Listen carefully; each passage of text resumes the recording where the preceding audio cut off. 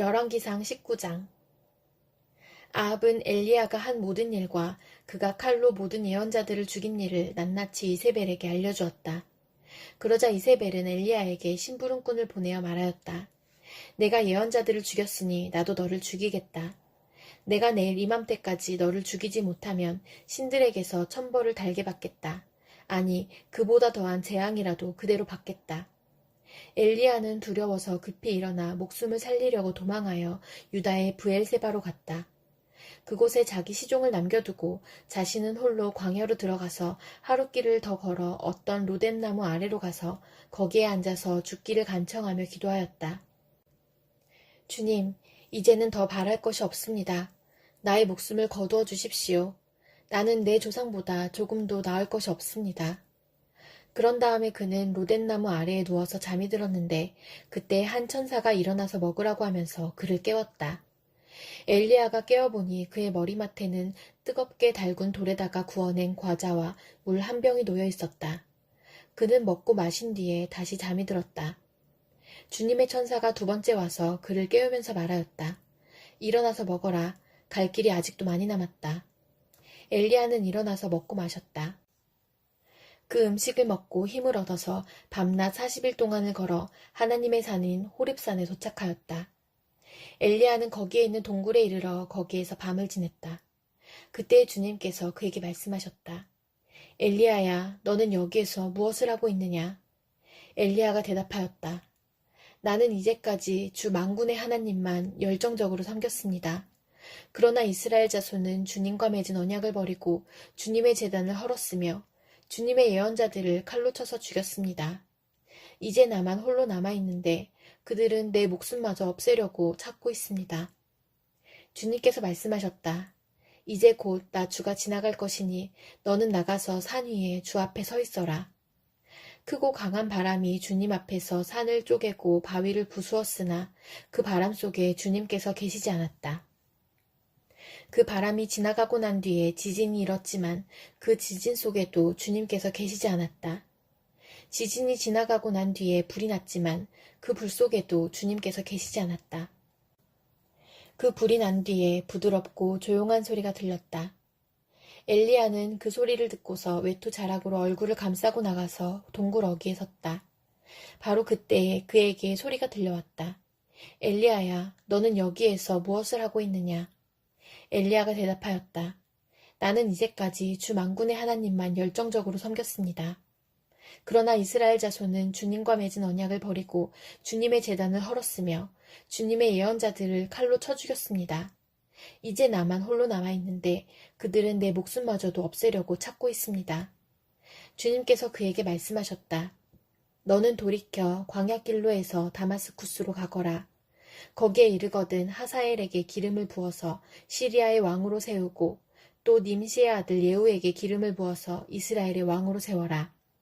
그리고 아벨모올라 출신인 사밧의 아들 엘리사에게 기름을 부어서 내 뒤를 이을 예언자로 세워라.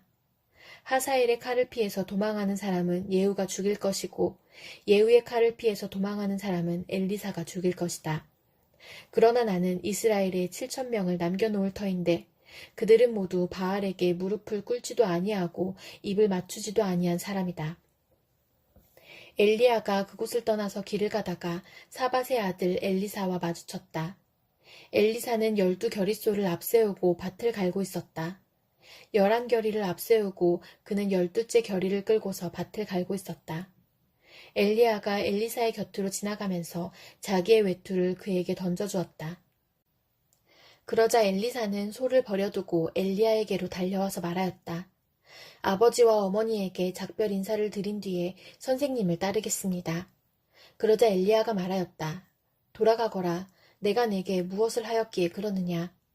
엘리사는 엘리야를 떠나 돌아가서 겨릿소를 잡고 소가 매던 멍에를 불살라서 그 고기를 삶고 그것을 백성에게 주어서 먹게 하였다. 그런 다음에 엘리사는 곧 엘리야를 따라가서 그의 제자가 되었다. 데살로니가 전서 2장. 형제자매 여러분, 우리가 여러분을 찾아간 것이 헛되지 않은 줄을 여러분이 알고 있습니다.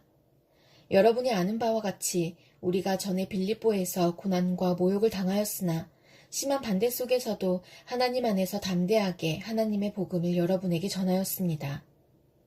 우리의 권면은 잘못된 생각이나 불순한 마음이나 속임수로 하는 것이 아닙니다. 우리는 하나님께 검정을 받아서 맡은 그대로 복음을 전합니다.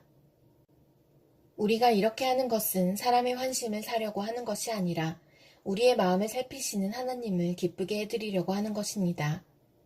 여러분이 아는 대로 우리는 어느 때든지 아첨하는 말을 한 일이 없고 구실을 꾸며서 탐욕을 부린 일도 없습니다. 이 일은 하나님께서 증언하여 주십니다. 우리는 또한 여러분에게서든 다른 사람에게서든 사람에게서는 영광을 구한 일이 없습니다. 물론 우리는 그리스도의 사도로서 권위를 주장할 수도 있었습니다. 그러나 우리는 여러분 가운데서 마치 어머니가 자기 자녀를 돌보듯이 유순하게 처신하였습니다. 우리는 이처럼 여러분을 사모하여 여러분에게 하나님의 복음을 나누어 줄 뿐만 아니라 우리 목숨까지도 기쁘게 내줄 생각이었습니다. 그것은 여러분이 우리에게 사랑을 받는 사람이 되었기 때문입니다. 형제자매 여러분, 여러분은 우리의 수고와 고생을 기억하고 있을 것입니다. 우리는 여러분 가운데 아무에게도 폐를 끼치지 아니하려고 밤낮으로 일을 하면서 하나님의 복음을 여러분에게 전파하였습니다. 또 신도 여러분을 대할 때에 우리가 얼마나 경건하고 올바르고 흠잡힐 데가 없이 처신하였는지는 여러분이 증언하고 또 하나님께서도 증언하십니다. 여러분이 아는 바와 같이 아버지가 자기 자녀에게 하듯이 우리는 여러분 하나하나를 대합니다. 우리는 여러분을 권면하고 격려하고 경고합니다마는 그것은 여러분을 부르셔서 당신의 나라와 영광에 이르게 하시는 하나님께 합당하게 살아가게 하려는 것입니다. 우리가 하나님께 끊임없이 감사하는 것은 여러분이 우리에게서 하나님의 말씀을 받을 때에 사람의 말로 받아들이지 아니하고 실제 그대로 하나님의 말씀으로 받아들였기 때문입니다. 이 하나님의 말씀은 또한 신도 여러분 가운데서 살아 움직이고 있습니다. 형제자매 여러분, 여러분은 그리스도 예수 안에서 유대에 있는 하나님의 교회들을 본받는 사람이 되었습니다. 그들이 유대 사람에게서 고난을 받은 것과 같이 여러분도 여러분의 동족에게서 똑같은 고난을 받았습니다. 유대 사람은 주 예수와 예언자를 죽이고 우리를 내쫓고 하나님을 기쁘게 해드리지 않고 모든 사람에게 적대자가 되었습니다. 그들은 우리가 이방 사람에게 말씀을 전해서 구원을 얻게 하려는 일까지도 방해하고 있습니다. 그리하여 그들은 자기들의 죄의 분량을 채웁니다. 마침내 하나님의 진노가 그들에게 이르렀습니다. 형제자매 여러분, 우리가 잠시 여러분을 떠난 것은 얼굴이요 마음은 아닙니다.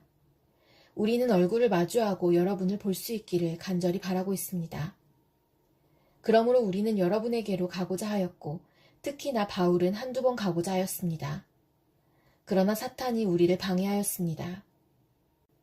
우리 주 예수께서 오실 때에 그분 앞에서 우리의 희망이나 기쁨이나 자랑할 면류관이 무엇이겠습니까?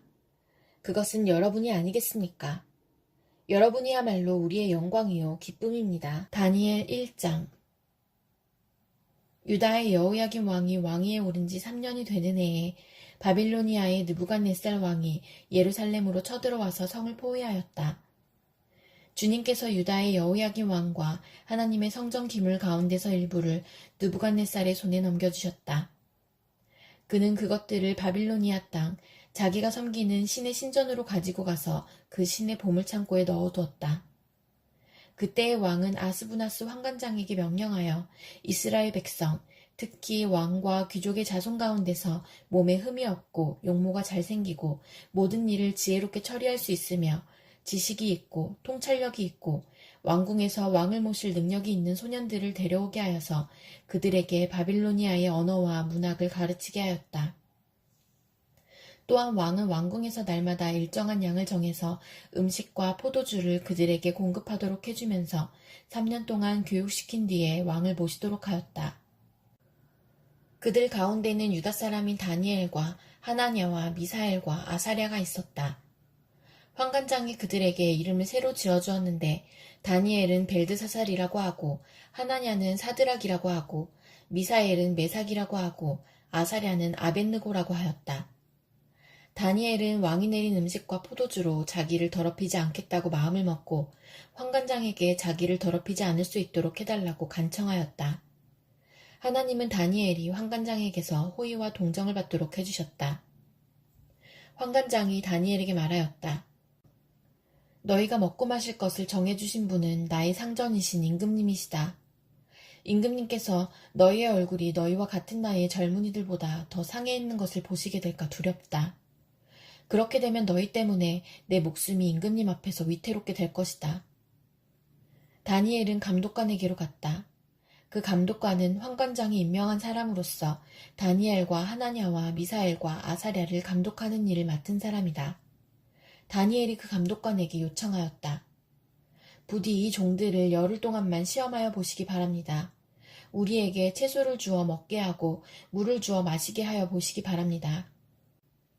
그런 다음에 우리의 얼굴빛과 왕이 내린 음식을 먹는 젊은이들의 얼굴빛을 비교하여 보시고 이 종들의 요청을 처리하여 주시기 바랍니다. 그래서 감독관은 그 말을 따라서 열흘 동안 시험해 보았다.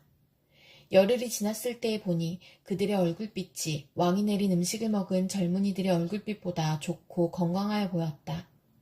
감독관은 그들에게 지정된 음식과 마실 포도주를 주지 않고 채소를 계속 주어서 먹게 하였다. 하나님은 이 네 젊은이들이 지식을 얻게 하시고 문학과 학문에 능통하게 하셨다. 그 밖에도 다니엘에게는 환상과 온갖 꿈을 해석하는 능력까지 주셨다. 왕이 정하여 놓은 3년 동안의 교육이 끝나는 날, 환관장은 교육을 받은 젊은이들을 모두 느부갓네살 앞으로 데리고 갔다. 왕이 그들과 말하여 보니 그들 가운데서 다니엘과 하나냐와 미사엘과 아사랴가 가장 뛰어났으므로 그들로 왕을 모시게 하였다. 왕은 그들에게 온갖 지혜나 지식에 관한 문제를 물어보고서 그들이 전국에 있는 어떤 마술사나 주술가보다도 10배는 더 낫다는 것을 알았다. 다니엘은 고레스 왕 1년까지 왕궁에 머물러 있었다. 시편 105편. 너희는 주님께 감사하면서 그의 이름을 불러라.